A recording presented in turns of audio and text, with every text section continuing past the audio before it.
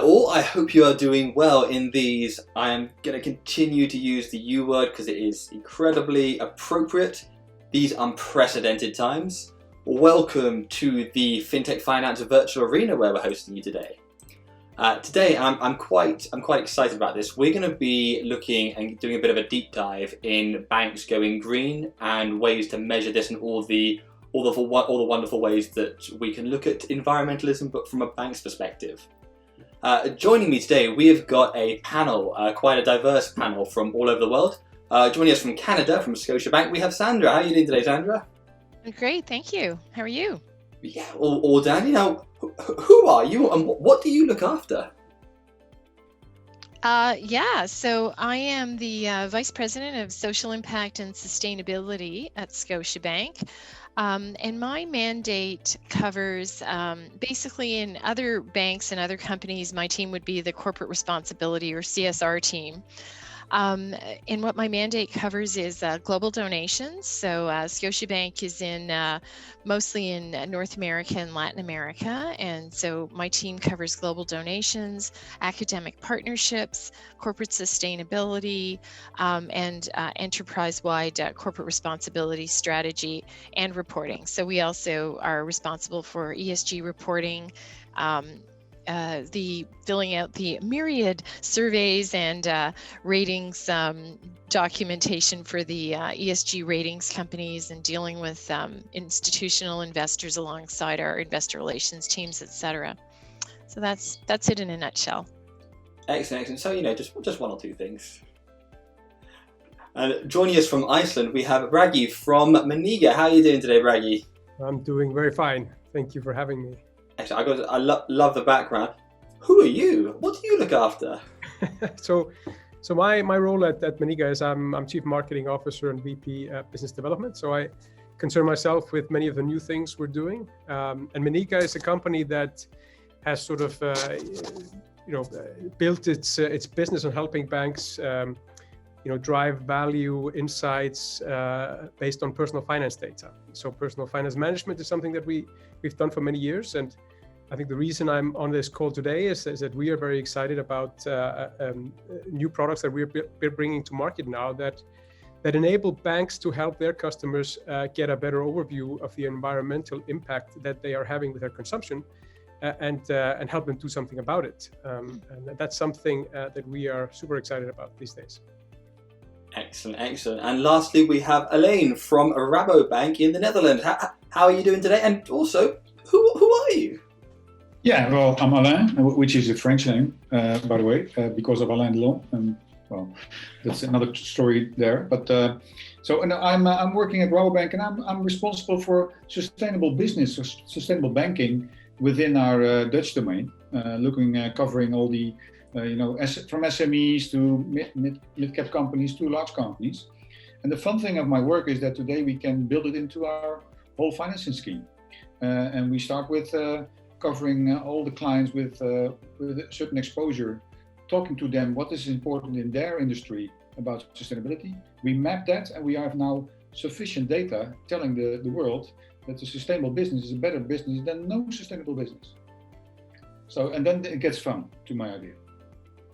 Absolutely. Well, let's go straight into it. The first thing I want to put to the whole panel is how can banks as a whole empower their customers to track and take action against not just their carbon footprint, but any form of, what's great about carbon footprint is a very specific figure you can put on environmental and social activities. Everybody wants clean air, but it's a very effective way to put a number on it. So how can banks empower their customers to track and take action against this? Sandra, can I go to yourself first? Yeah, sure. So I guess when you're talking about customers, I'm going to talk about both corporate commercial customers as well as individual customers. I think that in our case, I see that the way that we empower customers is by providing loans and advising companies that are part of the low carbon transition. So, for example, we are, financing companies that generate renewable or non-emitting electricity, companies developing green buildings and low carbon neighborhoods, government and private sector companies that are developing mass transit and things that get people out of their cars. And then also, of course, providing financing to people who want to retrofit, whether they're individuals or companies that want to retrofit for energy efficiency. So all these things that reduce carbon footprint. And in fact, we have actually made a commitment to mobilizing a certain amount of capital towards this, $100 billion between 2018 and 2025 towards helping finance low carbon or initiatives that help to reduce the impacts of climate change. I think the other way that we do it is through information. So in our investment business, as one example, is that we actually have a product or a tool that we offer clients of our iTrade business, where they can essentially search the ESG ratings of companies that they may be interested in investing in. So we put the tools in the hands of the investors. So there are a whole bunch of different ways that I think you can empower your customers in this sector, but those are a few. Alain, can I go to yourself as well? How are some of the ways that obviously you guys, but also banks as a whole, can help customers and empower them to keep a track of their footprint? Yeah, first of all, I think it's like was said, information. We as Rabobank, we are covering our international, but also Dutch. We in the Dutch banks, we are known for financing agriculture. I think, and we look at three transitions. We look at energy transition. And the fun thing is that, for instance, if you look at people who want to have a mortgage, but also have a mortgage with in a finer home, we provide them with the whole arena of how can you do that, who should you call, and how can you finance that. And today, with the digital way of working, you can make it very much in a fun way. So within our apps of Rabobank, if you're a customer, a retail customer, or even an SME, you can take a couple of steps and you know directly how you can indeed invest, finance, or live in a more sustainable home, in a sense that you connect all the things that have to do with subsidies, what have to do with maintenance, whatever. So it's more fun today than before to inform your client in such a way that it's very easy access. For instance, we have also developed a couple of these aspects for SMEs. We call them Go Green Easy, and I think that's the whole way. How can we go green easy, and how can we pinpoint financing to that aspect? And secondly, and it was also mentioned before, it's if you look at the institutional pension funds of these days, they are looking for green assets, and we have those green assets. So if we flow up the whole green assets of pension funds into the arena of financing retail clients, SMEs, then it becomes a sort of new normal. But what I like most about this way is we stimulate clients to get some knowledge on this. For instance, if you look at energy transition, that's very much known to people. Lower carbon for how you live, how you work, in which kind of building you live, how you transport yourself. And it's a combination of getting the government, which has a lot of systemic ways of doing that, into the arena of the practical way of living and building business.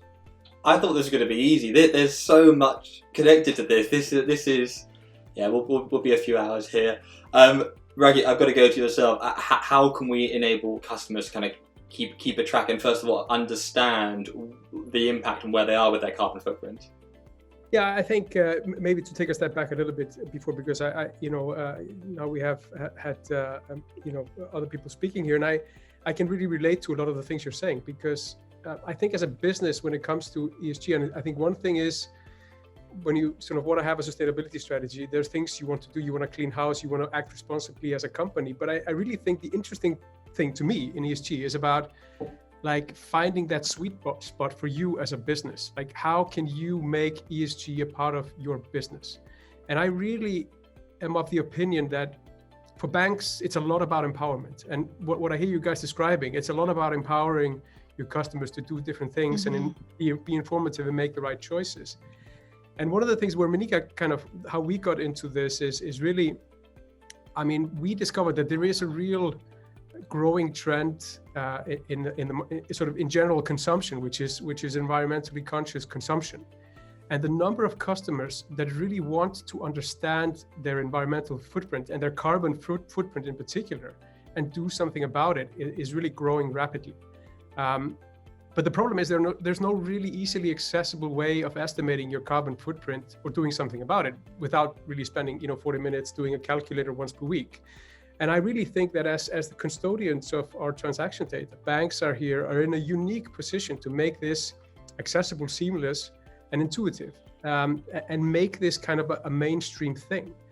And you can still, as with anything when it comes to ESG, you can ask yourselves, but still, it's a good thing to do, but why should banks do it? And I think we came to the conclusion that there are three main reasons. I mean, one is it's a real, and maybe most important, it's a real and present customer need. And banks are in a super good position to serve this. Because banks have our transaction data, they know our spending profile, they can map it to carbon, and they can give us very seamlessly through the digital bank an overview of this. And there are many surveys that ask people about this. I mean, there are countless surveys out there. I mean, the one we quote from the European Union is that, that 60% of people today are making environmental purchase decisions. But we also made our own surveys about carbon footprinting, where like 80% of people are interested in really understanding their footprint, and more than 80% want their bank to provide it. So it's really a customer want. But I think, secondly, it's something that has huge potential for driving engagement for banks in their digital channel. And if you look what's happening sort of in the consumer space for banks with challenger banks, like, if you look here in Europe, like N26, Monzo,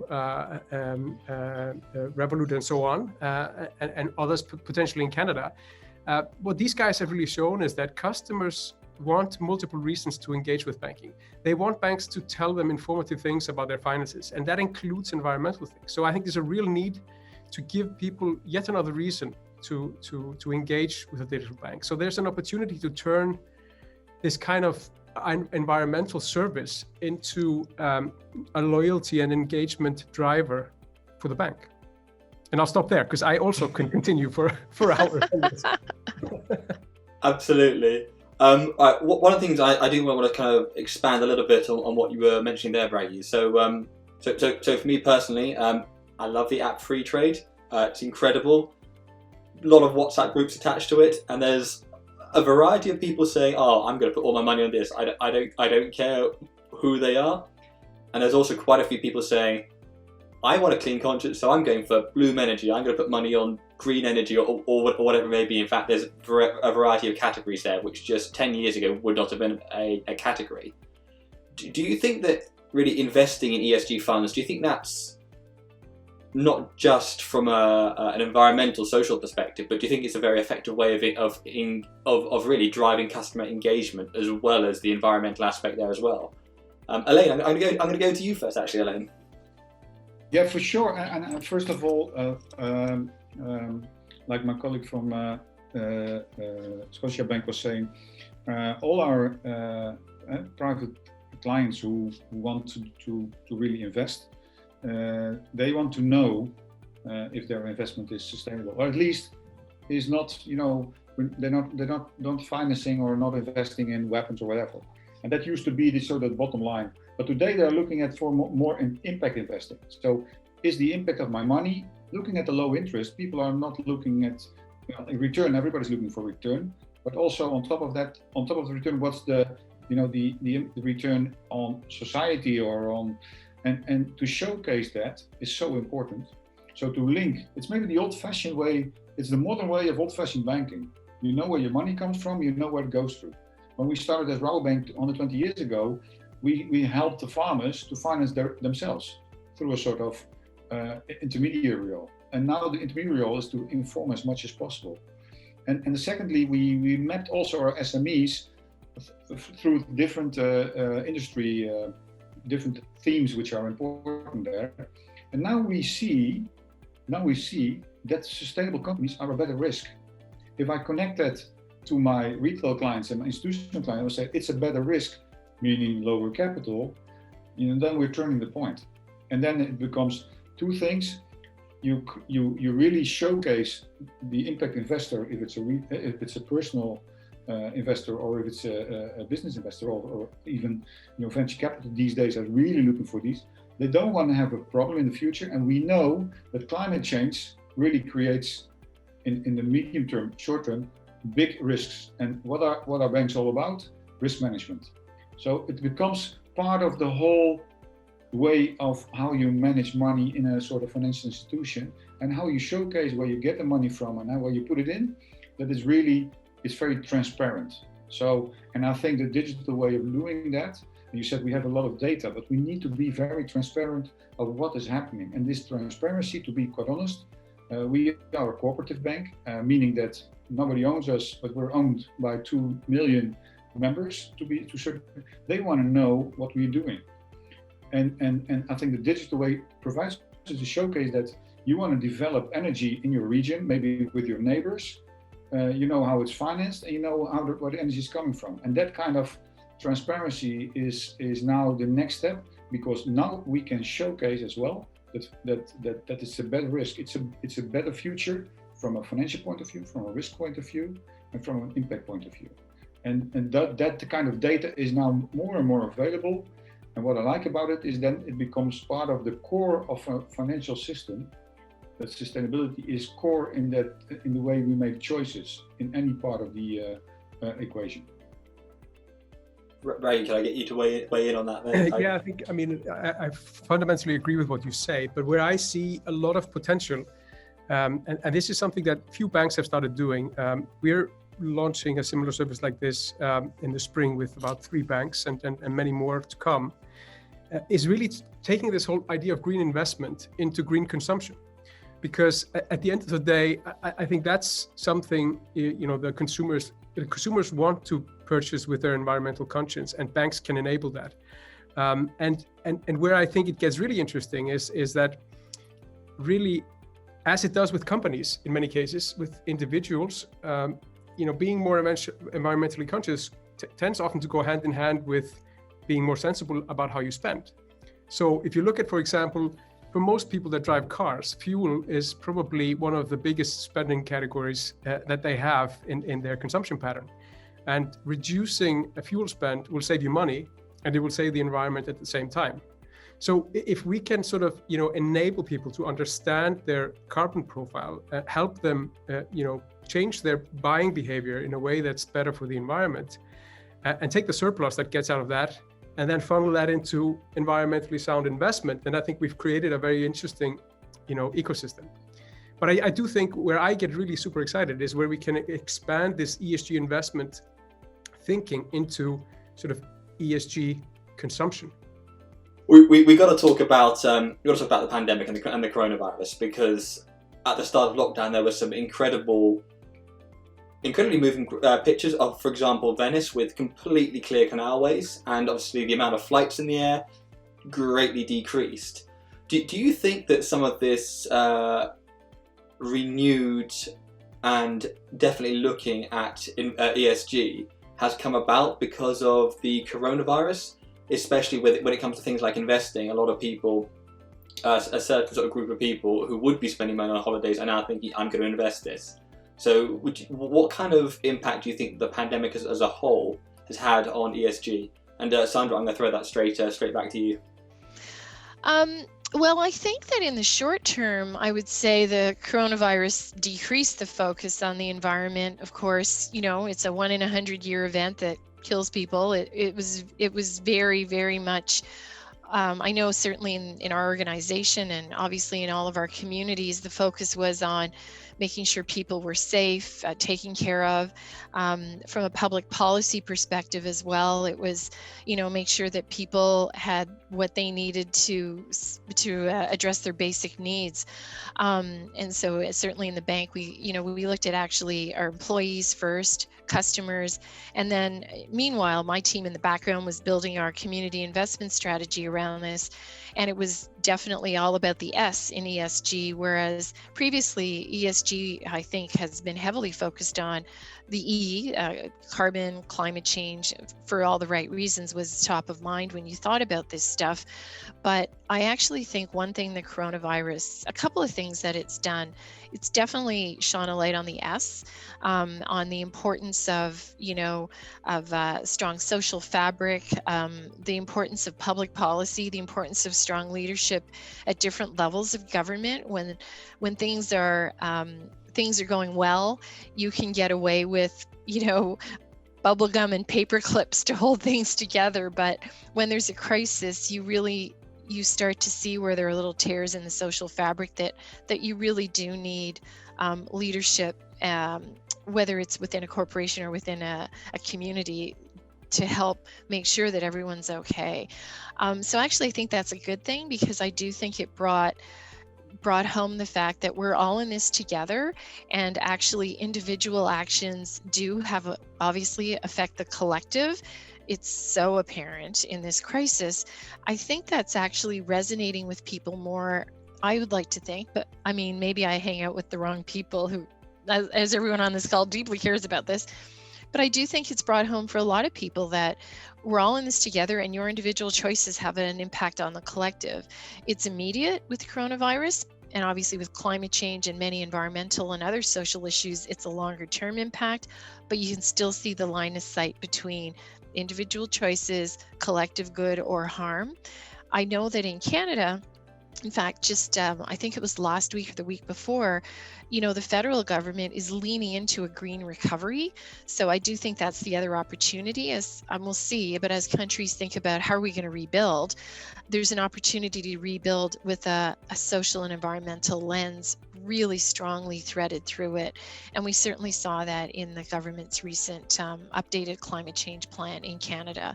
That they literally said, and I wrote down the quote, "It is within our reach to build back from the pandemic in a way that meets the need to address climate change and to deliver a stronger economy that thrives in a low carbon world to the benefit of all Canadians."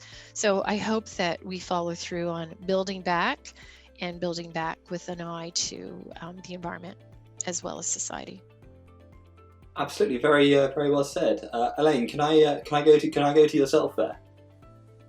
Yeah, well, for us, to be quite honest, we're created through a crisis 120 years ago because farmers couldn't get access to finance.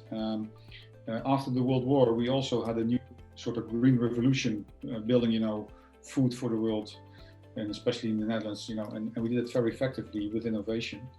And now we indeed have a sort of enemy we cannot get to, but I agree with Sarah that the S is very important.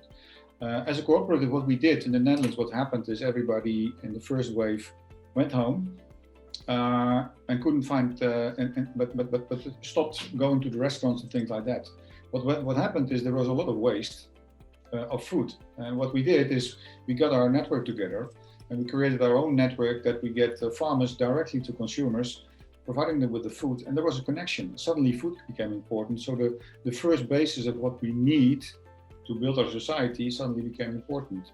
And we only opened up our network, and a lot of people within our organization were very much eager to work. We want to help each other.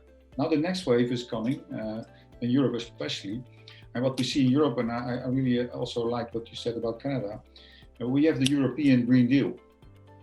And we have now, fortunately, the politicians in Brussels have decided to put a lot of money in getting out of this crisis, but with a green innovative proposition. And the fun thing is we as banks could think ahead of this Green Deal is what can we do then?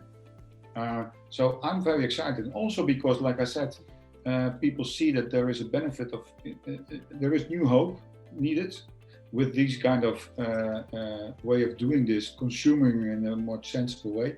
And I really like the S in sustainability. Why is that? Because sustainable behavior is about social, economic, a new way of working together. And what I am hopeful is the next generation, which really is being touched by. We were trying to take care of our elder generation because of Corona, but it's our next generation, the millennials, well, my kids, who are very much eager to do this with a green, innovative way of looking at it. And for that, and to be quite honest, I'm also heading a green bank in the Netherlands, which is investing saving accounts of retail clients into very much green schemes. I'm over my head with business. So despite the corona, people are now more excited about what is life really all about. It's about taking care of each other in a way that it's more future proof. And I know that there's also people going back to the old days and let's go, we want to drive the roads with a lot of, old cars like that. But no, I think the next generation, and with the corona really pinpoints on let's take care of each other. And of each other also means, like for instance in Europe, together.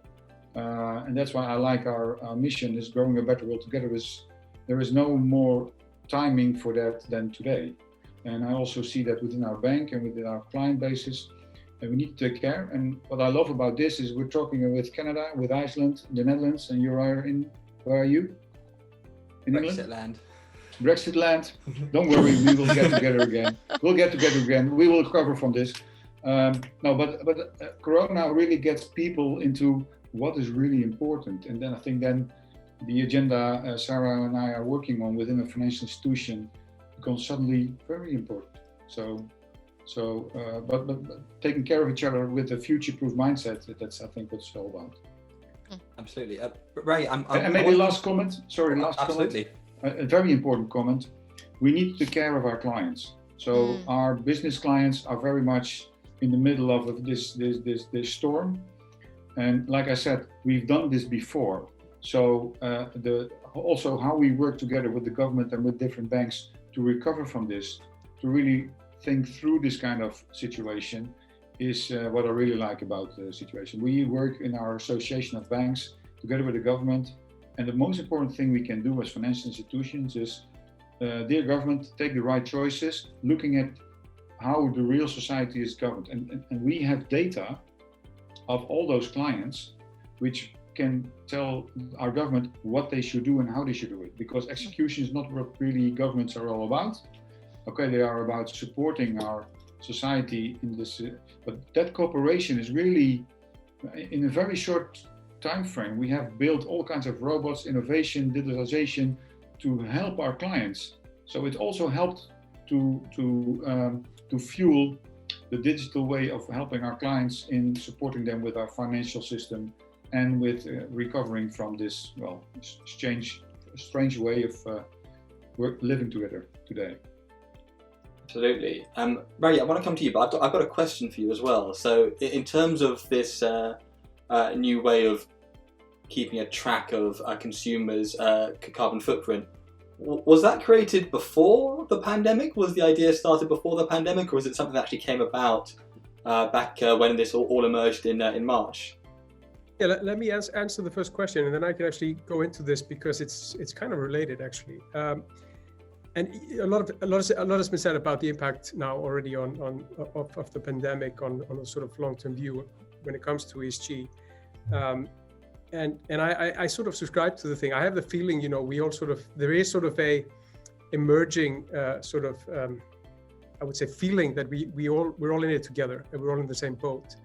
Part of me is a little bit worried because, the human mind has an exceptional capacity for forgetting about things relatively quickly when they get back to normal. So I think we have to work to preserve this feeling because, and I think on one hand, of course, it's encouraging, that governments are penciling down initiatives and making high-level commitments. But if you sort of look at historically, I mean, the public sector is very good at making commitments and not so good at following them through.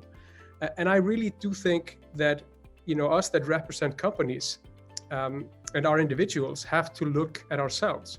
We have to do what it takes. I think if I'm honest, if things are really going to change, if we're really going to get on top of the environmental issues, it's going to happen from the bottom up. It's going to happen because people as has already been said, because people change their behaviors. It's because companies make bold decisions and decisive actions and change their strategy because they believe it's in their better interest in the long run. But back to your question, I mean, we had actually conceived of this idea before COVID. And actually, I had planned a big marketing campaign, I think it was March or April, when COVID hit us, and we pulled the brakes. Because I thought, I mean, with the pandemic, I mean, who's going to want to think about the environment? What bank is going to want to invest in something like this with everything that's going on?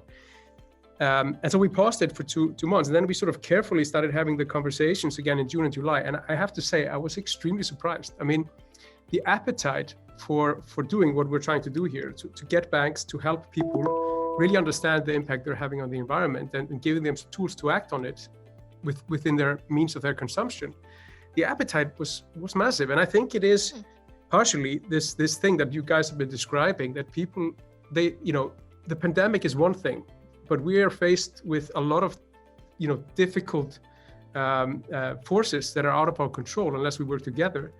And we have to do things. And I think this movement of people or the sort of, the share of consumers that really want to do things differently is growing. And I do think, I fundamentally believe that companies, whether they're banks or others, that find, their path in contributing to that are going to be better off in the long run. It may be hard to make that business case from one week to the next. You have to kind of believe that, if you do the right thing, that it will result in engagement and eventually result in more business. And I see more and more banks willing to take that. But if I may, because I was very interested in what Sandra said before about investments and it's not enough. And, it's a little bit like the way you spoke about it is almost like a lot of people speak about offsetting, it's a little bit like whitewashing, you've done your thing, tick the box. I so fundamentally agree. We have to change our behaviors. But my question to you would be, I mean, as somebody working for a bank, what do you think about your company's role here? Because I fundamentally think that, if you want to understand your environmental impact, and if you want to get the broader sort of public to do something about it, you have to make it easy and seamless.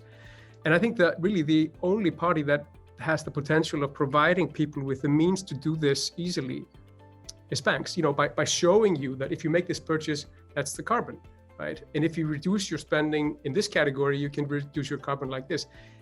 Absolutely. Well, guys, we're going to wrap this up here, but thank you so much. I wish I was kind of taking notes because there's so much here to unpack. Sandra, where is the best place to find out more about, obviously, yourself and some of what you're doing with Scotia? It would be definitely on our website. Scotiabank.com. I should know this. I want to say community responsibility. Anyway, if you just type in Scotiabank corporate responsibility or corporate sustainability, you'll find it. Our 2020 ESG report comes out at the end of February, beginning of March. So you'll see our 2019 report up there. And you can always reach out to me if you want to learn more about what our team is up to and what we're up to. But a lot going on. I've been in the job a year, and we're in the process of rolling out a new social impact strategy in the new year. We're rolling out a new website, which is why I've already forgotten the URL for the old one. There's going to be a lot of stuff happening. Absolutely. Alain, where's best to find out more? Where's best to reach out directly to yourself? Yeah, of course, just call me because I like the phone as well and this kind of communication. Now, I think what we do every year, maybe on our website, Rabobank.com, we have an infographic of what we do for society, and everything is in there about how we work, why we are cooperative, and why our mission is also linked to our way of servicing clients and where we want to go to. And two things, that infographic gives you a sort of short view of, why we do things, the why, how, what of Rabobank. And there is also, you can find me on my email address at Alain Cracau, Rabobank.nl directly. So you get me in, and I connect you to all kinds of colleagues around the world who also work on sustainability and work on sustainability with clients. So So look at our Brazilian activities. Look at what we do in New Zealand, where sustainability and the government is very important. So I think I need to stop here, because otherwise I'll show out the world what we are looking for. But and I want last comment. I like this panel discussion, by the way, and also the input of Johan, looking at it from a totally different angle. And I think we should listen to each other even more. So thank you for this. That brings us very neatly to yourself, Bragi. Where's best to find out more about yourself and Meniga? Yeah, I mean, I think a good place to start is our website at meniga.com. I think we also have a lot of information on LinkedIn. We have a lot of brochures and things that explain what we do also in the carbon space. And I mean, generally, sort of, we are looking to connect with banks that sort of are interested in enabling their consumers in some way with carbon. In part because I think we have a great product that is relatively easy to get up and running in a short amount of time. But also we want to sort of understand what banks are thinking, because I mean, this is early days, and I think a lot of banks are now taking the first steps. We're keen to understand what's step 2 and what's step 3. And I think that requires these kind of forums and then I will echo what has been said here. I think it's super interesting discussion, and I'd like to have more.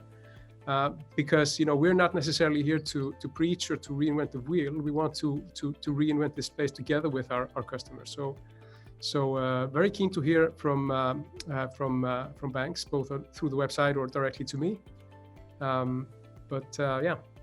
Guys, thank you so much. This has been one of my favourite one of these that we've done for the last few months. So thank you very much. Well, thank you. It was really a pleasure meeting everyone, and I loved hearing the points of view from colleagues in different parts of the world. I think that is so valuable, and I really appreciate being invited to participate. Thank you. Same here. Thank you. Thank you very much.